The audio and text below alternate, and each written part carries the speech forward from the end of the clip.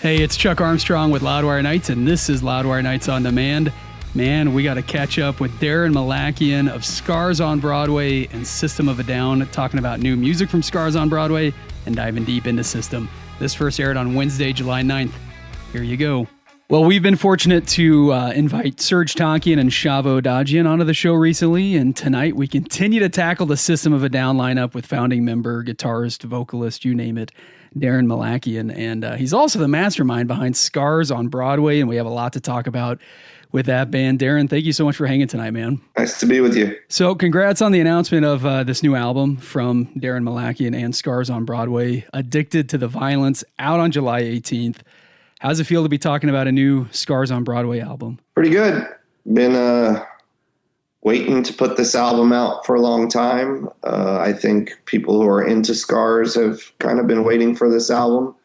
So, it's finally nice to get that first song out there. Yeah. Excited about that. What's taken so long to get this out? Well, I started recording this album around the pandemic times, like 2020. There was some things along the way. I recorded it. I lived with it. We did a lot of stuff at home. I did guitars, vocals, bass, and tracking at home at first. And then the drummer, Roman, he did his drums at his house where he has a little studio there.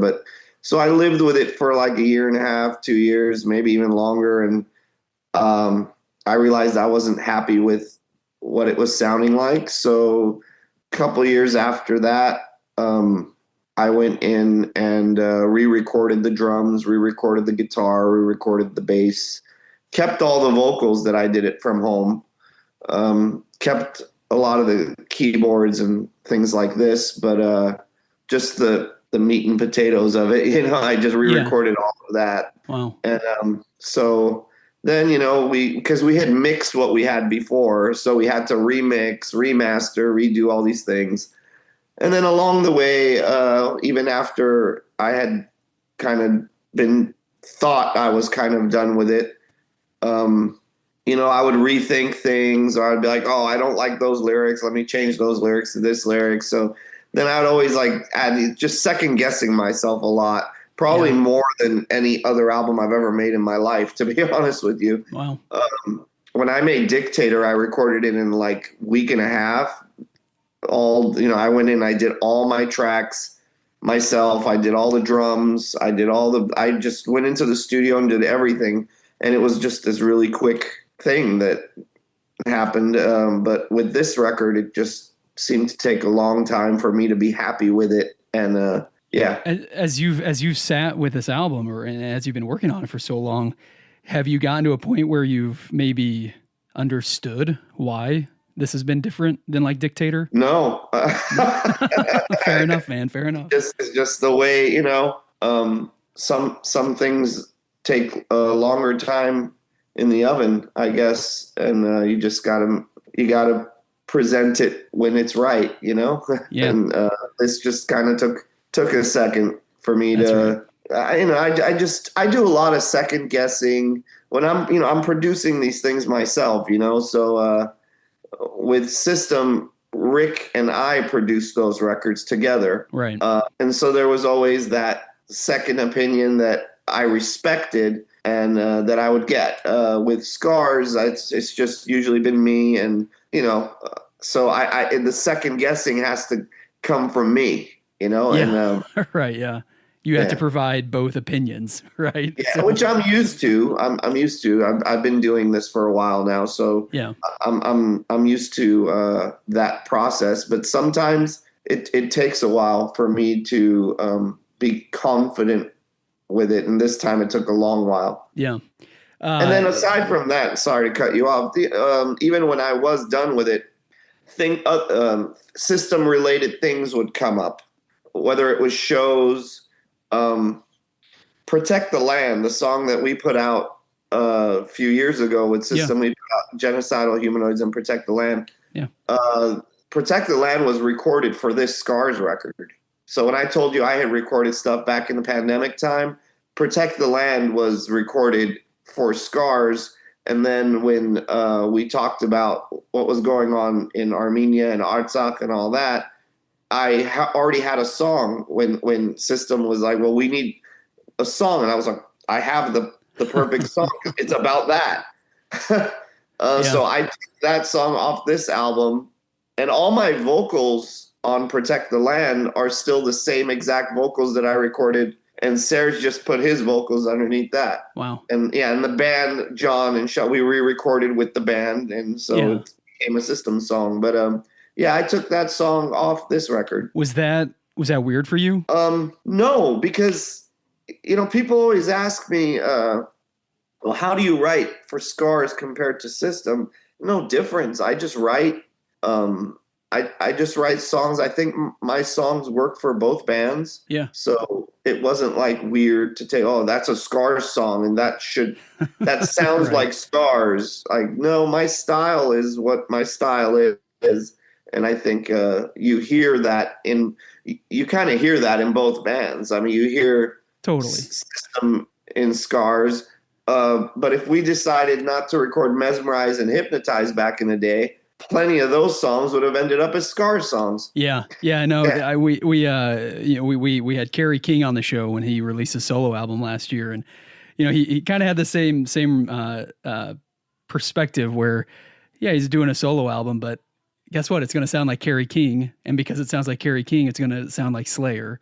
And so, when Daron creates something, it's going to sound like Scars. It's going to sound like System because it's you. It's got your touch on it. Yeah. So like your question was it weird? No, it wasn't weird. Not at all, man. Nothing new for you, or any of the, wherever you write your songs, wherever they land up, but you tackle some heavy topics on Addicted to the Violence. Again, nothing new. But I think the opening track, Killing Spree, I think it's a great partner to the title track, to the title of the album, Addicted to the Violence, which happens to be the closing track. You don't shy away from calling things like you see it, not worrying about one side or the other side, just speaking truth into it. As long as you've been writing music, have you always felt that sort of confidence to tackle heavy topics or issues? Like, has that always been something? I'm never really trying to tackle anything. I'm not on one side or the other. Usually I'm usually just giving here's the world I live in, whether this side is right, that side is wrong, that side is wrong, this side is right. I don't really like to get on a side with my songs. And I'd say it was the same with System as well. I think, Serge is a little outspoken politically. So, and I kind of like the songs to just kind of speak, but I never brought in a song for System or Scars to like give my political viewpoint and this is what I think. And it's just kind of like a commentary or just like something that, for example, Killing Spree, Scars song. Yeah. It tackles, different things. Like, I guess you could say, let's talk about someone who walks in and does like a school shooting or a mass shooting or whatever like that. The song is not for it or against it. Now, obviously, I'm not for it, but the song is. But you're not pointing a finger at it and saying that's bad. No, like for just example, so explicitly. When you listen to "Angel of Death" by Slayer, right? It's not saying good that this happened to those people, and it's just saying what it was. Yeah. And so for me, I don't really like to tell people, well, this song is about how wrong you are. It's just more about this is the world I live in, this is the world I see, and sometimes the lyrics, most of the time, come out of me. They just come out of me, and then I figure out, well, what the was I singing about over there? And because I don't really write down, while I'm playing, words come out of me, and I think those words that come out of me are coming out of me because I'm living in this world, and sometimes the words that come out of me because they're personal or because of what I'm watching or what I'm seeing, and it just kind of spits out of me like that. Like, and then sometimes I don't even know, what I'm singing about. Like people like my cock is much bigger than yours. My cock can walk right through the door with a feeling so pure, it's got you screaming back for more. Now everyone thinks that System of a Down is this political band, and I wrote that. I just sang that shit. That just came out of me like that. Yeah. And it was not this political message. It was not anything like that. It was just this fucking line that I just came out of me. And I was like, yeah, that's got attitude. That fucking works. But people always want to say, well, he's talking about, war and these kind of shit. And it's like, no, Yeah. Sometimes you are, and sometimes you're not. Well, because sometimes there is war, but sometimes there's a lot of other things going on too. And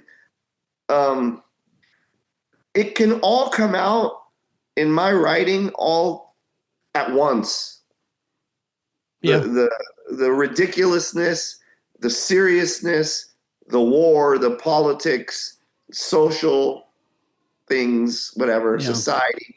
And it's all because it's all happening at one time. And I'm a person living, and I have personal feelings, and I have personal how these things make me feel. And they're going on. And it sometimes just comes out in one sentence, and you can relate it to this, and that. And I could say, that was very personal for me, but someone else will take it and say, well, it sounds like you're talking about society, or it sounds like you're talking about war. And my answer to them is yes. Yeah, absolutely. Yeah. If that's what you hear, if that's what you connect with. Yeah. Well, let's go, man. Whatever you think it is correct. So listen, I got to ask you, for anyone who follows you on social media or they follow System, no doubt they've seen some unbelievable concert footage from a recent show in Brazil where it looked like a war zone, but in fact it wasn't. It was just thousands and thousands of fans celebrating System of a Down. From the footage, it seemed like you guys were aware of what was going on, but you must have been blown away when you actually finally kind of saw that drone footage to get the full perspective. What was that like? What ran through your mind when you first saw that footage? I've never seen anything like it. I mean, I don't know how many shows I've played in my life in different countries and different places. I've even watched other bands play, and I've never seen anything like it for other bands, to be honest with you. It's that's whatever that scene was, I mean, I don't know. Maybe there's something I haven't seen that's out there, but it looked like a first to me. Yeah.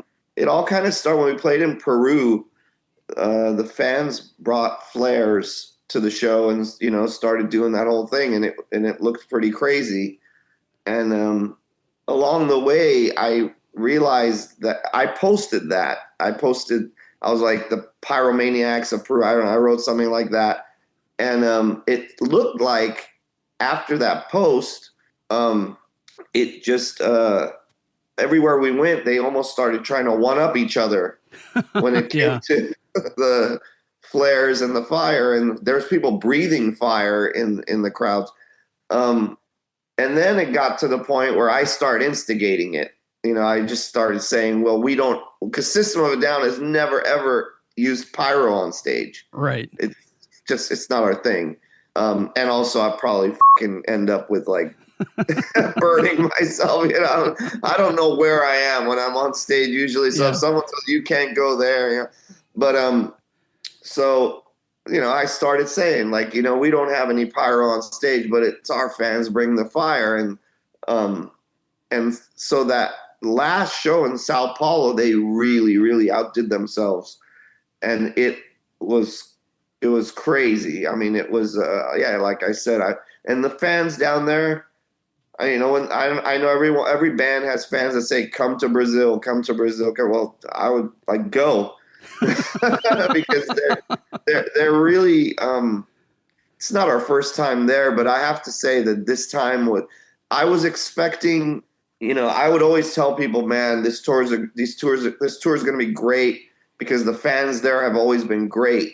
And I was expecting loud audiences and passionate audiences, and then they like sit out outside our hotel room, and I mean they treat us like it's crazy. Yeah. But this time was something else, man. Like it was on a whole nother level. I don't know if it's because we hadn't been there for a long time, or I don't know what sparked all that. No pun intended. I mean, but yeah. I mean, it was definitely fucking fun, and it was awesome. We all had a good time. We all enjoyed it. I love that, man. Well, you know, when we've had Serge on the show, and you know, he seems like he's very democratic when he talks about System, talking about the future, or anything like that. You know, it always kind of points to if it'll happen when we all want it to happen. When we caught up with Chavo talking about his solo project, he was way more excited to just say he's ready. You know, I've got thousands of riffs for System. Like let's go. What runs through your head, man, as you think about these shows you've played, as you've played shows, you get ready for more shows in North America? What runs through your head when you think about the future of System of a Down? I've got songs. I don't have riffs, but I have songs if the band needs them, and if we need to move forward. I've written a lot of songs through the years that I haven't recorded and that I've kept to myself. But I also don't mind taking those songs to Scars on Broadway. I think we're all getting along right now, and I kind of want to keep it that way, to where we're getting along.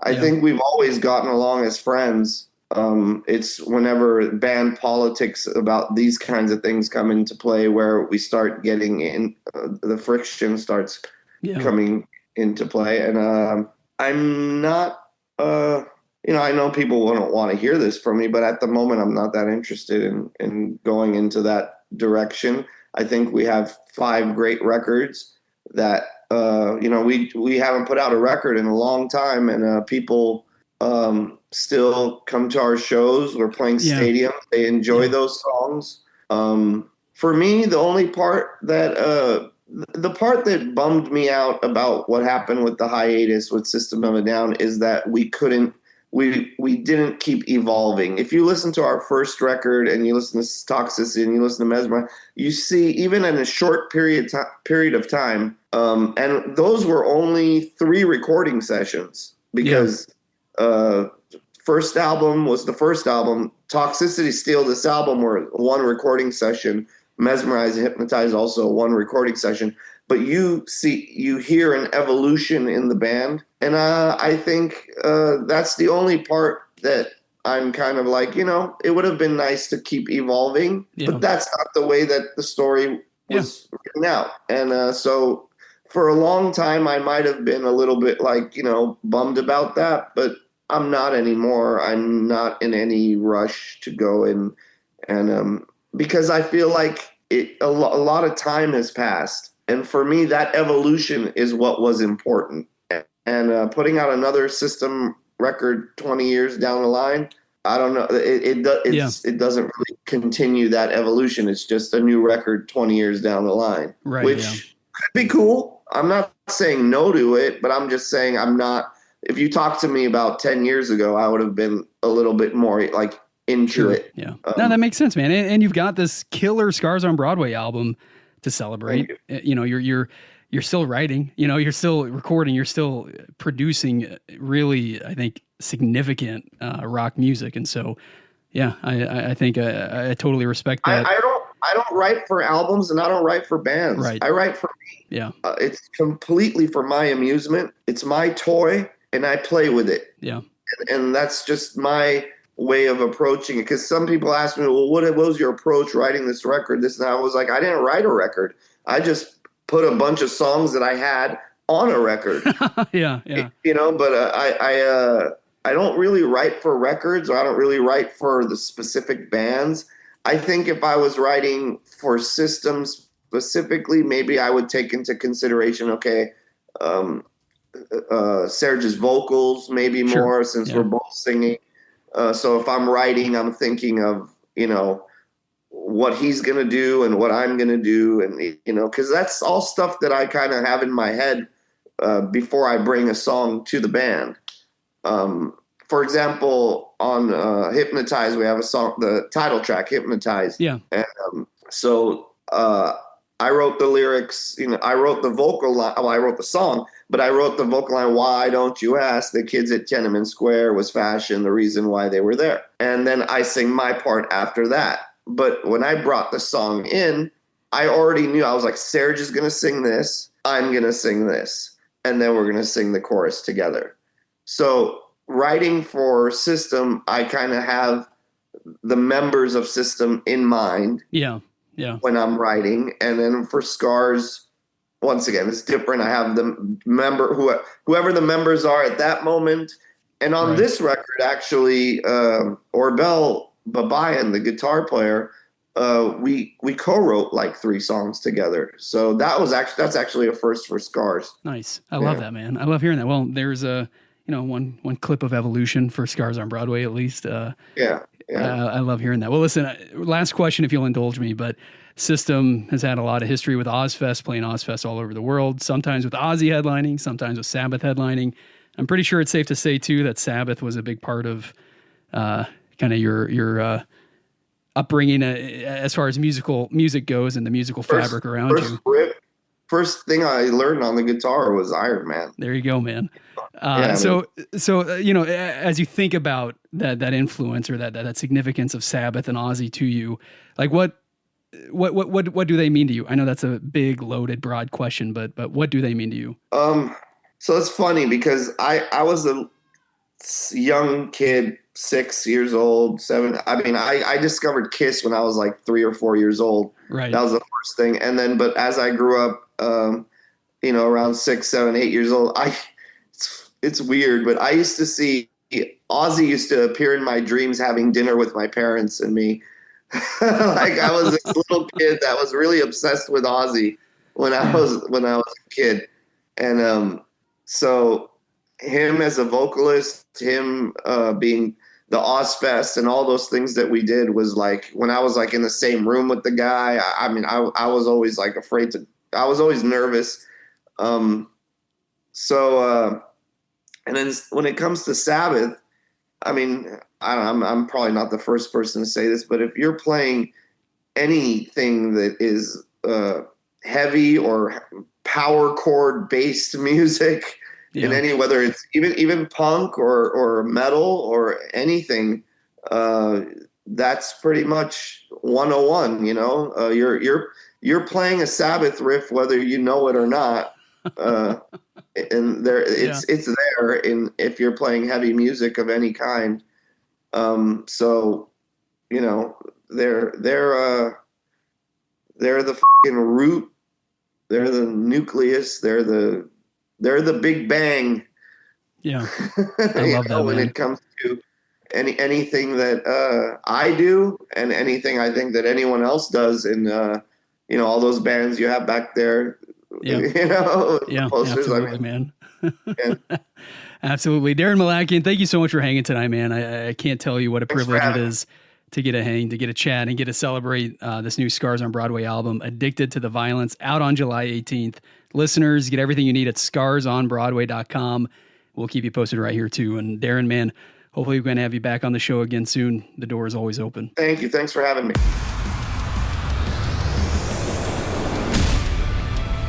That wraps up this episode of Loudwire Nights on Demand. Stay caught up with everything happening in the world of rock and metal on the Loudwire app and at loudwire.com.